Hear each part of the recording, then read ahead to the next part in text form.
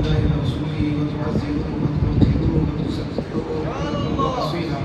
صدق الله مولانا العظيم. الصلاة والسلام عليك يا سيدي يا رسول الله وعلى آلك وصحبه يا سيدي عبد الله وأجل أن تشركي. الصلاة والسلام عليك يا سيدي يا رسول الله وعلى آلك وصحبه يا سيدي يا رسول الله. اللہ جل وعلا کے فضل و کرم اور اس کی توفیق سے آج کی روحانی مشتاقی محفل محترم طارق بٹ صاحب اور امان اللہ بٹ صاحب شہباز بٹ صاحب شہید بٹ صاحب یہ برپر اقران کے والدین کے سارے صحابہ نبی مکرم فخر دوانو صلی اللہ علیہ وسلم کے میلاد پاک کے سلسلے میں ان کے بردر ان کے سارے صحابہ کے سلسلے میں انعام پذیر ہے. اللہ والا انہیں دی جان کی خوشیاں ہم کی خوشی مغفرت فرمائے. بڑی موقع فرماتی ہیں. ان کے والد محترم بھی یقیناً ہمارے والد صاحب سے بڑا گہرا تعلق تھا اور وہ تعلق اب بھی قائم ہے اور قائم رہے.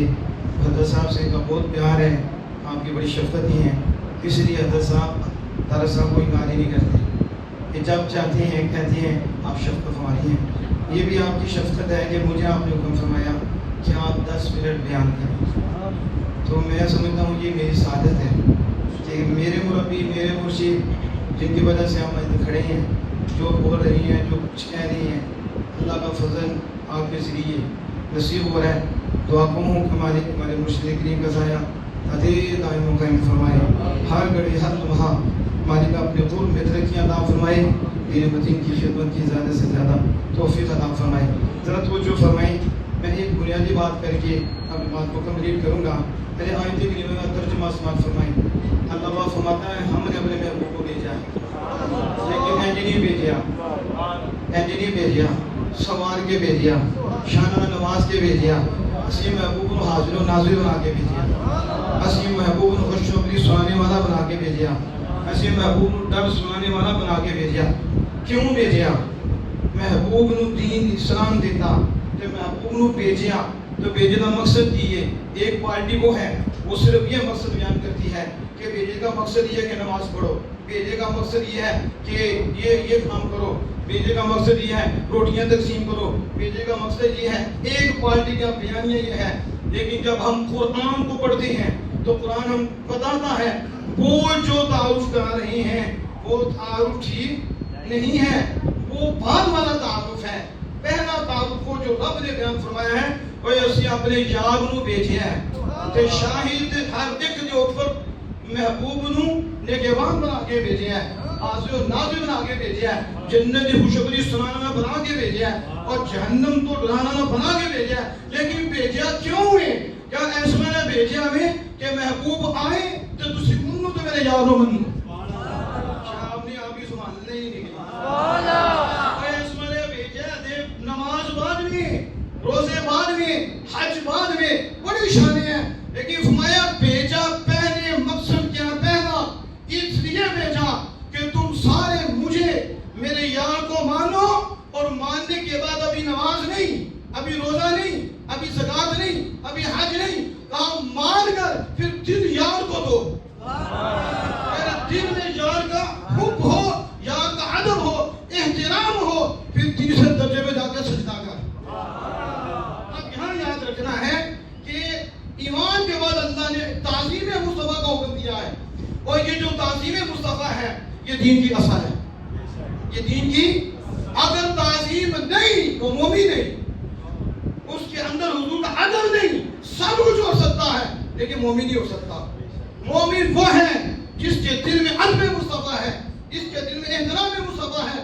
جب احترام مصطفیٰ آتا ہے ایک نماز کروڑ نمازوں سے بھری ہو جاتی ہے, اور احترام مصطفیٰ نہ ہو, کروڑوں نمازیں ہوں, نماز ہو تو پھر کیا ہے, وہ ٹکر ہوگی, وہ نماز نہیں ہوگی. حج کے دعا پھیرے ہوں گے, اور زکات ٹیکس ہوگی, اور یہ داڑھی کا بار بار وبال ہوگا, اور دل میں ادب مصطفیٰ ہو تو بار بار کمال ہوگا.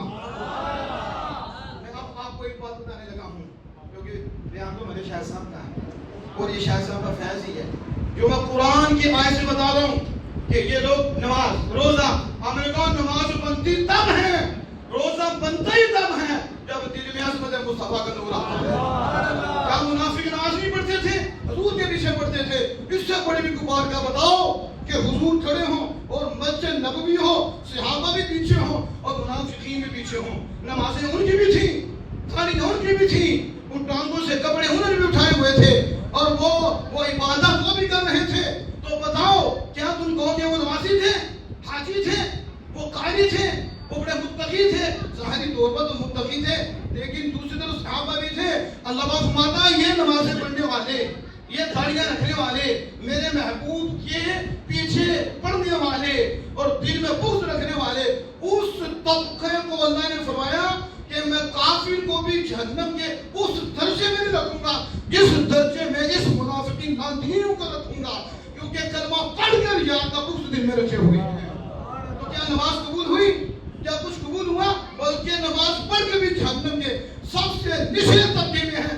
پتہ چلا نماز بنتی ہی تب ہے جب دل میں عظمت مصطفیٰ کا نور آتا ہے. اب میں ایک آپ کو نسخہ دینے لگا ہوں، وہ نسخہ اپنے ذہن میں رکھیے. عمل مختصر ہے، اجر اتنا ہے کہ زندگیاں ختم ہو جائیں گی لیکن اجر سمجھ میں نہیں آئے گا. علامہ کون سے علامہ ہیں؟ یہ پڑھے نہیں ہے کسی سے، لیکن انہیں نگاہ مصطفیٰ نے پڑھا ہے اور بہت بڑے صوفی الابریز میں ان کی یہ گفتگو لکھی ہوئی ہے اور بڑی کمال گفتگو ہے. کیا کہتے ہیں میں وہ مختصر کر کے آپ کے سامنے شیخ عبدالعزیز طباغ قدس سرہ العالی آپ کیا فرماتی ہیں؟ آپ صاحب آئے ہیں، آپ کی محترم نیتیں ہوں گی، آپ درود شریف پڑھتے ہیں، آپ کی محترم نیتیں ہوں گی، آپ شیخ صاحب کا دیدار کر رہے ہیں، پتہ نہیں آپ کی کیا نیت ہوگی، کیسی کیسی نیت لے کے آئے، نماز میں کیا نیت ہے، روزے میں کیا نیت ہے، یہ ہماری صلات میں کیا نیت ہے، تسبیحات میں کیا نیت ہے. آپ مدد دو نیت ہے، ایک تو نیت یہ ہمیں ثواب ملے، اچھی نیت ہے، ایک ثواب ملے، اچھی نیت ہے، درود شریف پڑھتا ہے اسے ثواب ملتا ہے، حضور کی اطاعت کرتا ہے اسے ثواب ملتا ہے، اللہ کی اطاعت کرتا ہے اسے ثواب ملتا ہے. ایک شخص وہ ہے جو کیا نیت کرتا ہے، ثواب تو اسے بھی ملے گا، لیکن وہ پتہ کیا نیت کرتا ہے، وہ اللہ کو دیکھتا ہے، وہ اللہ کے یار کو دیکھتا ہے. جب دیکھتا ہے نا تو کہتا ہے حضور اللہ تو فرماتا ہے میں تجھے نہ بناتا تو میں کسی کو نہ بناتا. محبوب میں نے دنیا والوں کو بنائی اس لیے ہے جو تجھے میں نے سنبھالا ہے، جو تجھے میں نے شانیں دی ہیں، جو تمہیں نے عزت دی ہیں، جو تمہیں مقام دیا ہے، میں دنیا والوں کو بتاؤں یار وہ ہو تو ایسا. اور پھر اتنی شانیں دی ہیں کہ کچھ سمجھ نہیں پاتا، ان کے ایک وصف بھی حقیقت کو کچھ سمجھ نہیں پا سکتا. سارے نبی حضور کے ایک وصف بھی حقیقت کو نہیں پا سکے. اب بندہ جب حضور کی شانوں میں غور و فکر کرتا ہے کہ اللہ نے یہ بھی شان دی، ان کے نور سے ہر شے کو پیدا کیا، انبیاء کو بھی بنایا، نبوت بھی حضور کے صدقے عطا فرمائی، رسالت بھی حضور کے صدقے عطا فرمائی، اور سید قطبیت جو کچھ بھی ہے حضور کے صدقے. اب فرض یہ دہنا پہ بلاد یہ سب کچھ حضور کے صدقے بنایا، حضور کے نام کو جنت سے سجا دیا اور جنت کے آسمانوں کو سجا دیا. جدھر دیکھے حضور ہی ہے، حضور ہی حضور ہے. اللہ نے اتنی شانیں دی کہ رفعت کا تاج آپ کے سر پہ رکھ لیا اور رفعنا لک ذکرک، محبوبہ میں نے آپ کو آپ کے ذکر کو اتنا بلند کر دیا، اتنا بلند کر دیا کہ کوئی جان ہی نہیں سکتا. حتیٰ کہ فرمایا محبوب تیرا ذکر میرے ہی ذکر ہے. اب جب بندہ تخلیق مصطفیٰ پہ غور کرتا ہے حیران ہو جاتا ہے، حضور کے نور پہ غور کرتا ہے تو حیران ہو جاتا ہے، جب حضور کی بشریت پہ غور کرتا ہے حیران ہو جاتا ہے کہ کیسی بشریت ہے. وہ کمال حسن حضور ہے کہ کمال نفس وہاں نہیں، وہ کمال حسن حضور ہے کہ کمال نفس وہاں نہیں. وہی شمع وہی پھول خار سے دور ہے، وہی شمع ہے کہ دعا نہیں. کیا کہتے ہیں جب وہ حضور کی شانوں میں غور کرتا ہے تو اس کے دل میں ادب پیدا ہوتا ہے، اس کے دل میں احترام پیدا ہوتا ہے. چوں چوں وہ حضور کی شانوں میں غور کرتا ہے ادب بڑھتا جاتا ہے، ادب بڑھتا جاتا ہے. پھر اس کے دل میں یہ آتا ہے اور یار ٹھیک ہے ثواب کے لیے عمل کرنا ہے لیکن حضور ہے اس قابل، اور حضور کی شان ہی ایسی ہے کہ حضور کی عظمت کی وجہ سے، حضور کے ادب کی وجہ سے، حضور کے اس مقام کی وجہ سے حضور پہ درود بھیجا جائے. شاید فرماتے ہیں پہلے کو بھی ثواب ملا لیکن محدود ملا، کیونکہ اس نے ثواب کو مد نظر رکھا، اس نے یار کو مد نظر نہیں رکھا کہ مقام کو نظر مد نظر رکھتا.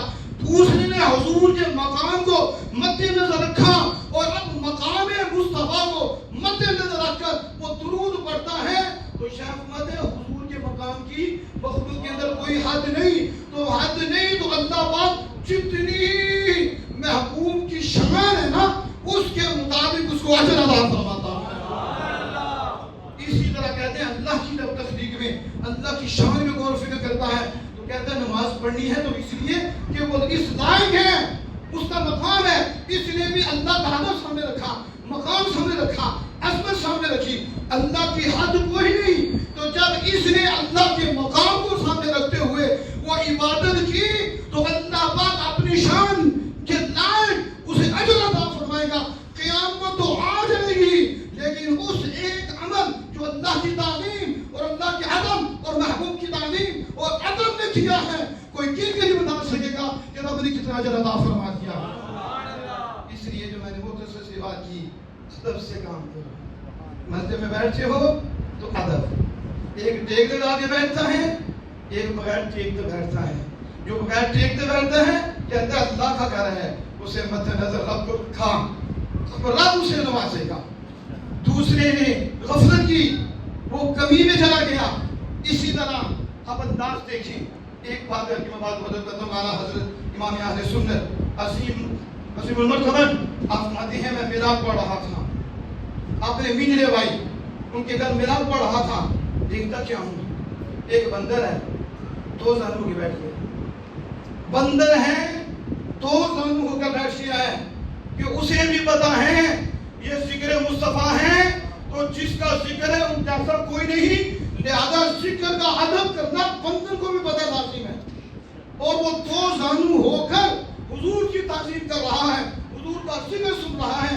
تو اعلیٰ حضرت اس وقت فرماتے ہیں، آپ فرماتے ہیں وہ بندر تھا، وہ ابھی نہیں تھا، اس لیے جو بے ادب ہے وہ سنی نہیں ہو سکتا، اور جو با ادب ہے اللہ کے فضل و کرم سے وہی سنی ہے، اور وہ سنی والا مزاج رکھتا ہے۔ اور یہ ادب کی دولت اللہ نے جانوروں میں رکھ دی ہے، وہ آمنہ کے لال کے ذکر کا بھی ادب کرتی ہیں۔ اس لیے حضرات محترم یہ مختصر سے جو میں نے پیغام دیا ہے، ادب کا پیغام دیا ہے۔ اعلیٰ ذکر شرک ٹھہرے جس میں تعظیم حبیب، شرک ٹھہرے جس میں تعظیم حبیب، اس برے مذہب پہ لعنت کیجیے۔ اللہ تعالیٰ اپنے محبوب کریم صلی اللہ تعالیٰ علیہ وسلم کے صدقہ سے ہماری حاضری کو قبول و منظور فرمائے۔ ہمیں خصوصی خطاب کے لیے دعوت دے رہا ہوں۔